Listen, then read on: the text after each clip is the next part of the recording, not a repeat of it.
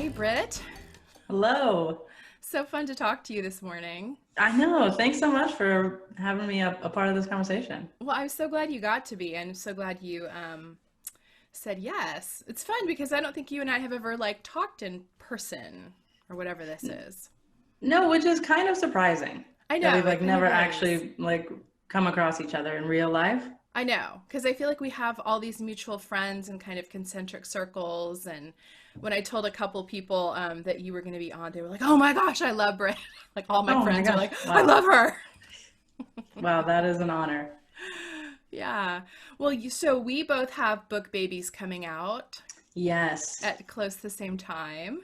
Pandemic book babies. Pandemic book babies, nothing more fun. Um, so I love kind of the story of you and I reading each other's books, and I think both of us kind of feeling like maybe this isn't a book that fits me, and then reading and going, oh my gosh, our lives are really similar. Like we actually have a ton of similar experiences in our life. Yes, totally. Like I never would have thought like a parenting book as someone with zero children, Yeah. but I'm like, I get that.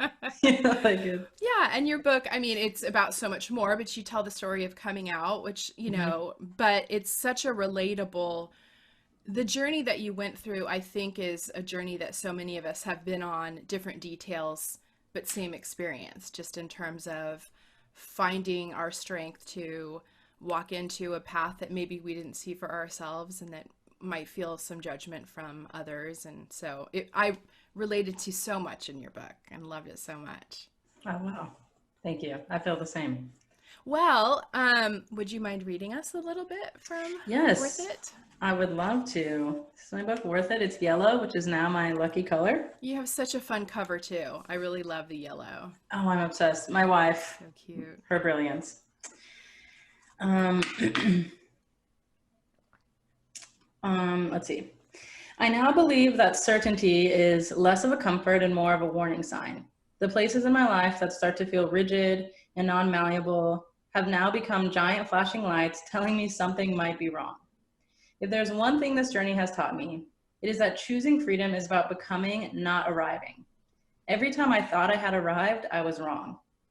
Even now, when I find myself in incredibly open and inclusive spaces, the temptation to cling to certainty still seduces me. I'm reading all of these progressive books and engaging with things like mysticism, things my 19-year-old self would classify as mumbo jumbo. I love yoga, diffuse essential oils. I get my tarot cards read. And my wife has a bunch of random rocks around our house that are supposed to somehow make us feel more calm, and I love it. These days, the belief I cling to most closely is that people are good and deserving of love just as they are, and that fighting for love is our most noble fight. But in reality, I still catch myself thinking and talking about certain people, cough, conservative Christians, in the same way I was upset at them for talking about me. I'm throwing the same kind of stones, but now I'm just throwing them from the other side. Of course, they aren't stones, they're amethyst crystals that also reduce anxiety. I love one of the things that I resonated so much with in your book was that letting go of certainty because that has been such a theme in my own life, Yeah.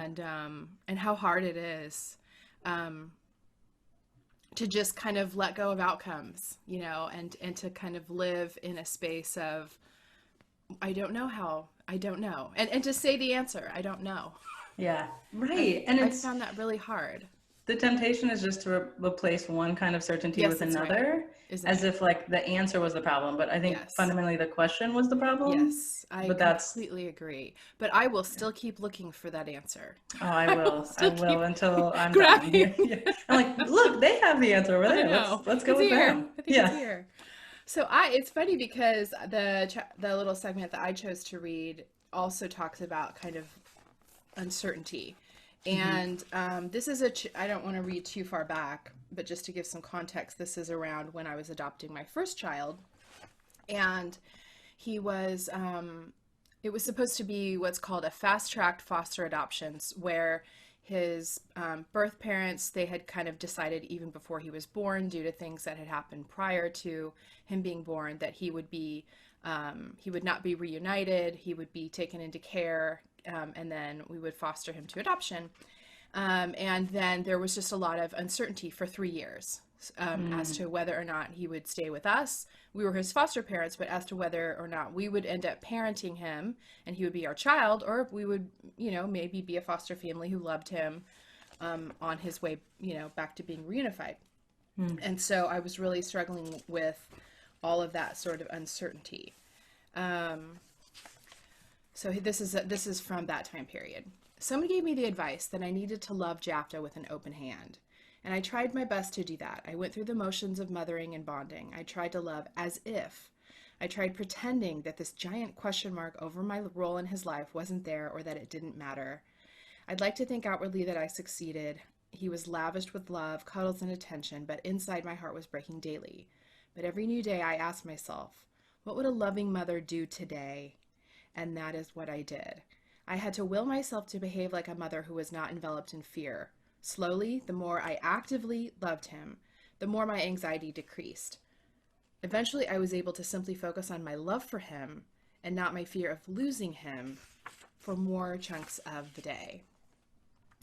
I am grateful that I learned to love Jafta regardless of outcomes, and I would still feel grateful even if he had not stayed with me. For as long as I could remember, I had used anxiety to protect my heart against the possibility of pain.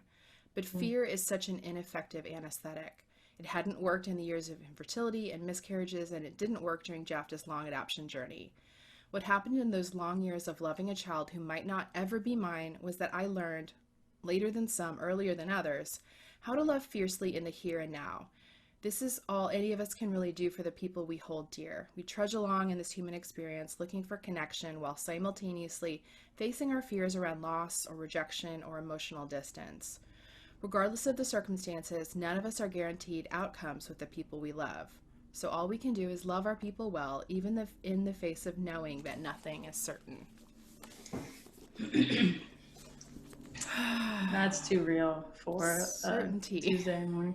I know, right? There's like I feel like I'm like obsessed with these ideas lately because they keep showing up. And what's like hilarious to me is I'll be in therapy over and over and I'll be like, I'm afraid to say this to this person because what if that thing is true or they know that and that changes the nature of our relationship? And she's like, you literally, like, I thought that fear was something you overcome like once. I was like, okay, like when I came out, I was like, now I'll never ever succumb to other people's expectations over like who I truly am. Like I graduated from this college and now here I am and I'm like, I don't want to say that because it might change something.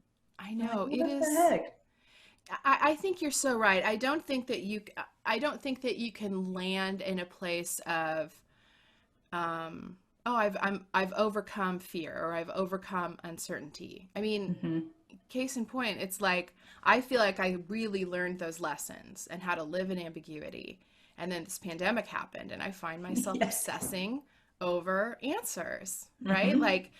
Like just scouring the news, trying to figure out, can I get a timeline? Can I get a, Yeah. Can anyone actually tell me what's happening? Yeah. Just one person, not like a Facebook friend. Right. But that's like, I think I've had to reframe my brain to think, okay, fear isn't something that I like have to overcome once and then I can check that thing off the box. It is fundamentally something though that does allow me to engage with like strength or courage, or in the same way, I'm an Enneagram 7. So I wish life was a party. And I've had to like teach myself like, okay, pain is expanding your well that joy also comes out of. So each like feeling experience is opening you up to eventually more joy, and like have to tell myself that. And in the same way, like what you're reading from your book, it's like ultimately that fear led you to this amazing like place of strength and love and what it means to love. I mean, that doesn't mean it's gone, right? Or you're not going to encounter it again, but it is work. I do think it is work. I think I will probably always have a natural tendency to grieve outcomes of things before they've even happened. Does that make sense? Like to walk it all the way down the horrible end in my head when the end may not be as horrible as where I just walked. And that's a daily kind of discipline for me to go like, this hasn't happened yet. Like you're scared of something that could happen, but it hasn't happened yet. So you don't need to actually plan and grieve for fear. Yeah. It's more like you can look at that feeling and you can let it sit, and and you can feel the feeling, and then you can say, okay, we're going to put you right here. Yeah. Until we need to actually plan. That's been a challenge for me. Yeah. It's so funny because I have almost the opposite experience in life where I'm like, no, I don't think I am feeling anything or afraid of anything. And then I'm just driving in the car and start crying. And I'm like, I don't know that. I didn't know that was there. Like this concept of like, I always joke that like I am a caterpillar who could have just not ever realized they were in a cocoon. And then they were just like, man, it got pretty dark in here, but it's kind of nice, like, and we'll just never come out, like, so, but it is like uncertainty is just, we all have our ways of dealing with it, right? We'll make up the story in our head. We'll pretend like it's not happening. Yes. We'll do all these things, like, no matter what, like, that's just what we do. When the reality is, like, I think most of the things we want are like straight through them. Yes. That's the truth. That's the truth. And what's funny is I think I'm an Enneagram 3, and I don't like to feel my feelings either. Mm-hmm.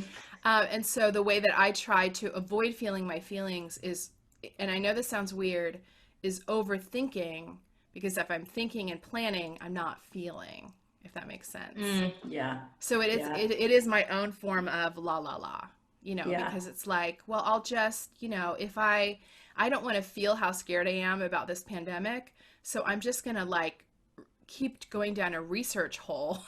Yeah.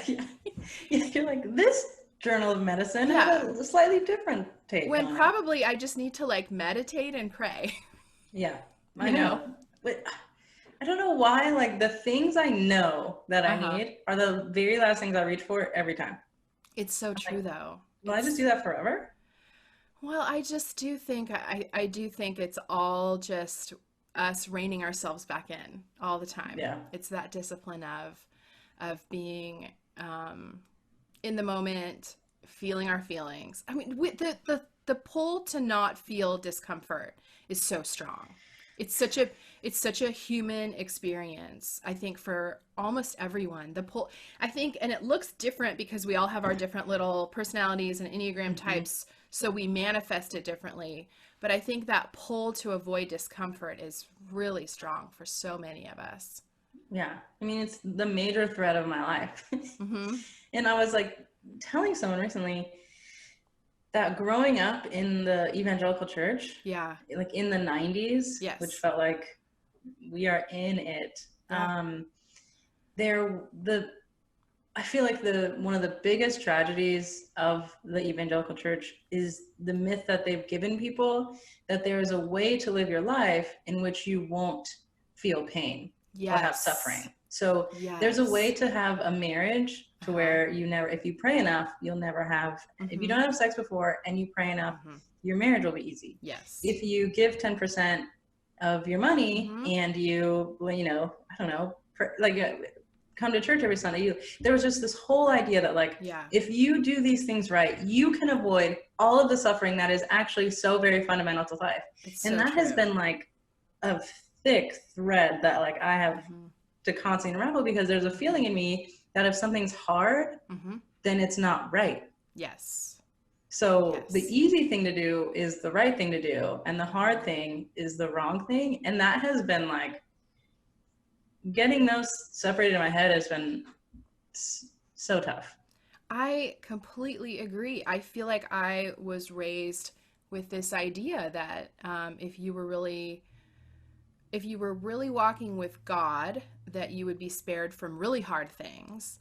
And then also, I feel like if you were raised in Christian circles where like a testimony was important, where people got up and shared, we were always looking for those testimonies where a bad thing happened, but then God stepped in and then everything worked out perfectly, right? Right. Those were the testimonies that were displayed. And I can remember a couple times in my faith journey where I really felt strongly like if we can't follow that linear, like everything was bad and then Jesus testimony, then people are a little bit like off put. Like I remember when I was going through a number of miscarriages, and I was really not doing well. I was really in a lot of pain and really, really struggling. And I remember a pastor talking to my husband and saying, like, I just feel like her grief is a little too loud. And I just remember those words so well in my ear, because they were feeling like, I almost felt the way that I felt, because he was on church staff, was I was bad press, if that makes sense. Yes. You know, like I was Yes. I wasn't following the prescription, and I was kind of making God look bad because he wasn't fixing things for me. Yeah, I mean, it's so bizarre what we've done with it, especially a text and story that like exists so much on suffering.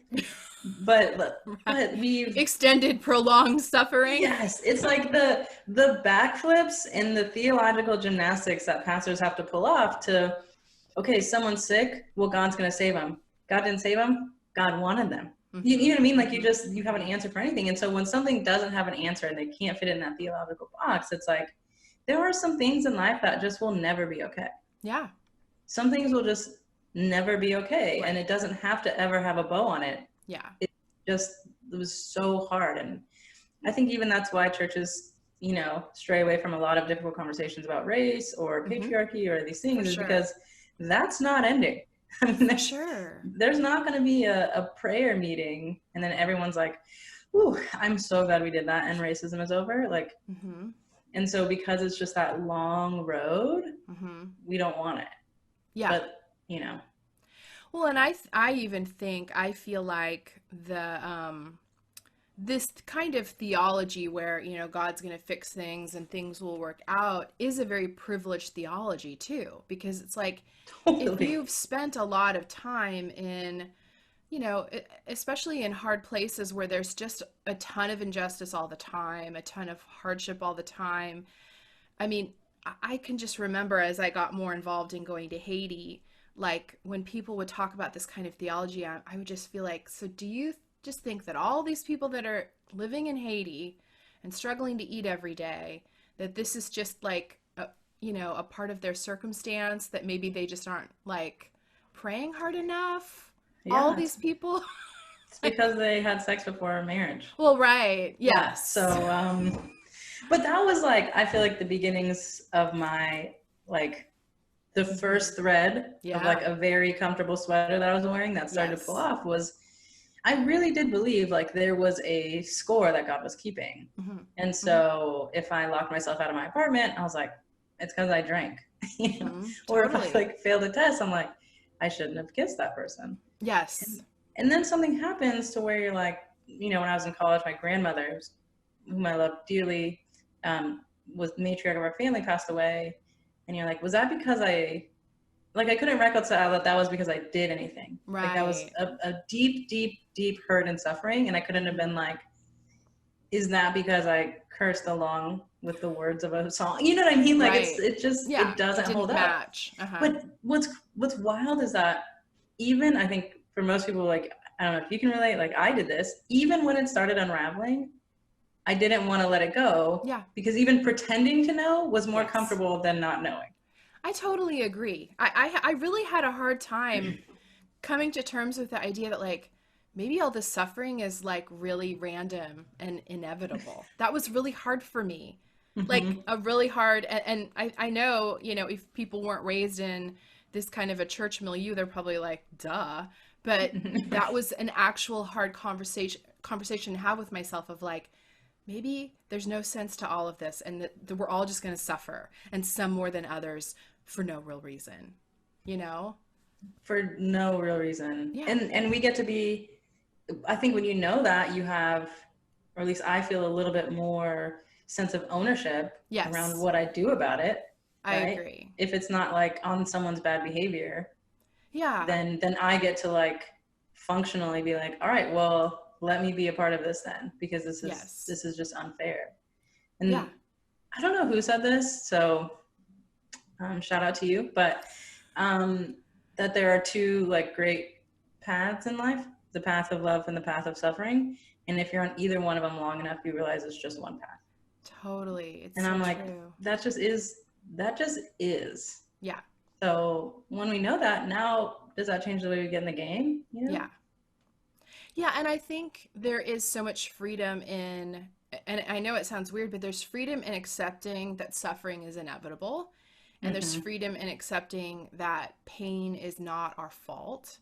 Yep. Because then I feel like we can stop playing this blame game with God of like, why are you doing this to me, God? Like, Mm-hmm. and then we can say, God, can you comfort me? Because it's hard to accept comfort from a person that we think is to blame, right? That we think, Right. Yeah. and I feel like this shift really allowed me to see God as the great comforter. Yeah. Like it's not that he's not there. He is available to comfort me, but he's not an interventionist who, if enough people pray, are going to give the good outcomes to the people who have enough prayer warriors behind them. I wish that was Exactly. true, but Yeah. I don't think that it is. I don't think that it is either. And I think there's a lot of us have experienced, like, I don't know how many times I like got out of my seat and walked up to the front Yeah. and was like, there is this one little thing that if you could take care of, my life would be a lot easier. And it never happened. Yeah. Like I never raised my hand and said the right thing, and all of the problems I had were gone. And so knowing that, yeah, you need a different picture of what and who God is and why that's meaningful to you. And that should shape the way that you now interact with the people around you who are going through that same kind of suffering. Totally. Like I don't need someone who's like, okay, well, how about if I'm like, just like bummed out, like just be bummed out with me, or sit with me, or Totally. Don't try to fix, just sit with the pain. Yeah. Which is hard. That's also a hard thing to do. Yeah. I mean, I'm not good at it. I'm just saying it in words, but in action, I'm like, can I make you a cake? Can I bring, what can I do? But that's the thing I can do. Yeah. But mostly people just want like, I know. That's hard. I want to circle back to something you said about certainty, which was that when you notice you pulling towards certainty, you see it now as a red flag. Talk about that, because that's fascinating to me. Well, I feel like out of some of the worst, I feel like ideologies or practices in my life that I've ever been involved in. For those of you who don't know me or my story, in my former life, I was a mega church pastor. But some of the most problematic things I feel like I've been a part of in my life came out of certainty, came out of this idea that I am fundamentally right. You are fundamentally wrong. Yeah. And that will shade the entirety of our interaction. Like, I know the right way, you don't know it yet. I have so much certainty. Like you talked about loving your son with open hands, like, and I talk about that in my book too, of like, certainty feels like closed fists. It's like, I'm ready, and my life is fragile, it's defensive, it's always needing, because if this isn't true, then my whole life crumbles. And now I'll notice that, coming up, and I'm like, I don't want that. I know where that goes. Yes. I know where that leads. I know what that creates inside of me, and I want nothing to do with it. Totally. And I think it's so true that when we are leaning into certainty, we lack empathy. We lack compassion. We lack vulnerability. We kind of put ourselves in a corner of defense when we feel like we're totally certain on everything all the time. You're like, this has to be right, or my entire life is wrong. Yeah. And so that's not going to lead to, which, and that's the wild thing that I always have to remind myself, or I feel like a lot in this season in particular, I've been reminding myself, is I have to remember when that was true for me. Yes. I have to remember when that was true for me. I have to remember that 15 years ago, I was telling people it wasn't okay to be gay. Yeah. I need to have that with me. I need to remember when I was like, I don't know if women should preach. Like that, those were things Yes. that came out of my mouth, that came out of those Yes. ideologies. And I need to stay close to that journey and not feel like I've always been this woke. I've always been over here. And now this is the thing I cling to. It's like, I need to remember that whole journey, that will fundamentally change the way I interact with people who are still saying that. It's so true. That is so true. Because like you, I mean, if I look back at my theology 20 years ago, I don't even recognize it. I'm like, oh, shoot. Yeah. I mean, I was at you know, I began in a church where I thought, you know, there were programs that we can send gay people to. There's lovely programs that can just do therapy and ungay them. And you're like, and how great for them. Yeah. It's great. Right? Yeah, we can fix it. These are like real thoughts. I'm so mortified to say that I thought that. I mean, it's so embarrassing. Like, so many people did. And the thing is like, which, I mean, we don't have to completely derail this and go down this thing, but something that is currently frustrating to me. So like we said in the beginning is we are looking for the answer to the right question, but we're not dissecting the question, which I think is the problem. And I think the wound of evangelicalism is fundamentalism, right? Like and I feel like we are experiencing a progressive fundamentalism, and it feels like purity culture. Yes. Just different actions. Yes. So I completely agree. Don't have sex before you get married, and if you do, we'll drag you through the mud on your way out of our youth group, right? And now we're like, that's barbaric. But it's like, you don't have the right words for your anti-racism work. We will drag you through the mud on our way out of our club. And I'm like, I don't think we've addressed the central tone. It's certainty. It's fundamentalism. It's that wound. I completely agree with you. I have said this so many times that if we replace one set of fundamentalist ideals for another, we have not done the healing. That's not the inner work. Because the inner work is letting go of certainty and pride and exclusion. That, you know, those are the pillars of fundamentalist, whether it's in progressive circles or it's in, you know, conservative Christian circles. It's when our need to fight and be right and cancel and kick people out is higher than the goals, right? Yes. When that becomes higher than the goals. So if I'm you know, a person who's very passionate about anti-racism work. But if I make my work about anti-racism more about policing the misguided efforts of other people over actual action, right? Over actual, like, disseminating laws and systems that harm Black and brown people, then I'm just being a fundie in a different lane. I know. And that's why I say that, like, it's still seductive. It is. You know, I still like it. Yeah. There are times when I'm like, I swear, but this one story I tell in my book is when I went to high school. I went to high school in suburban Colorado, shout out, and our school had an openly gay principal. Her name was Dr. Jarvis. She was lesbian. She wore a pantsuit every day. She was amazing. And because of that, our school had the only LGBTQ club in the district. Okay. And so I am so sheltered to even my own sexuality at this point in my life. I just think I don't want to have sex with my boyfriends because I'm holy is like what I think. Yeah. And I still have this very Christian evangelical lens. And so our school had this club, which was called HEART, Homosexual and Heterosexual Alliance Reaching for Tolerance. So that's what we were doing in 2002. Bless their heart. Yes, bless their heart. So I had a friend in high school who was gay and out as a 14-year-old in suburban Colorado in 2000. Like, this is already, he's the bravest kid I know. And one day he decided to confront me on my language because in the year 2000, like everyone else, I said, that's so gay for everything. Your shoes, they're gay. Yeah. Oh, you play that game on PlayStation and that's gay. Like, I mean, that, I can't, as I'm saying it, I'm like, so embarrassed. It is. People said that all the time. And he came up to me one day and he was like, hey, you know, it kind of hurts my feelings when you say that's so gay for something you don't like, because as someone who's gay, it makes me feel like you're talking about me. Right. Which I'm like, who is this kid? Where did he come from? You know? And in that moment, I was like offered a very real like education and gracious moment to change. And I said, I don't mean it like that. Don't be so gay about it.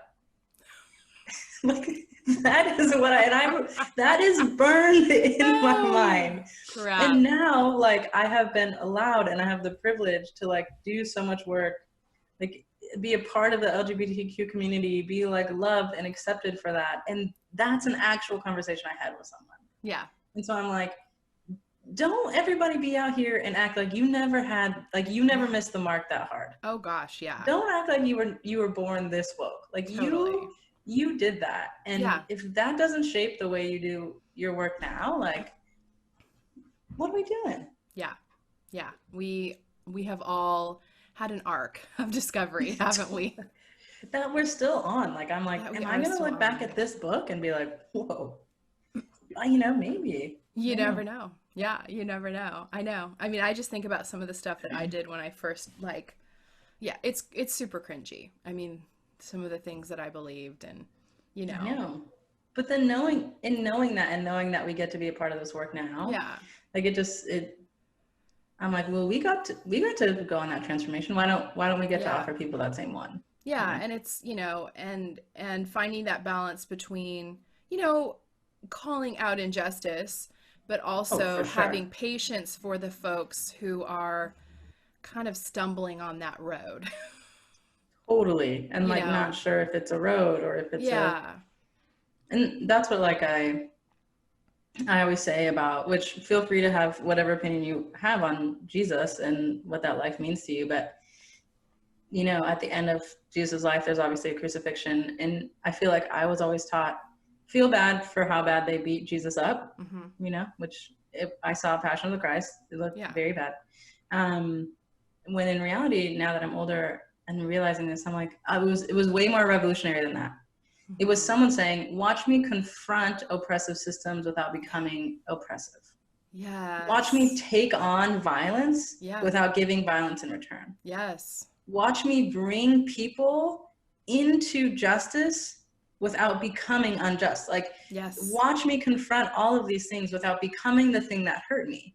Yeah. And I think that's the biggest challenge we have in life, but that's our challenge, right? Yeah, absolutely.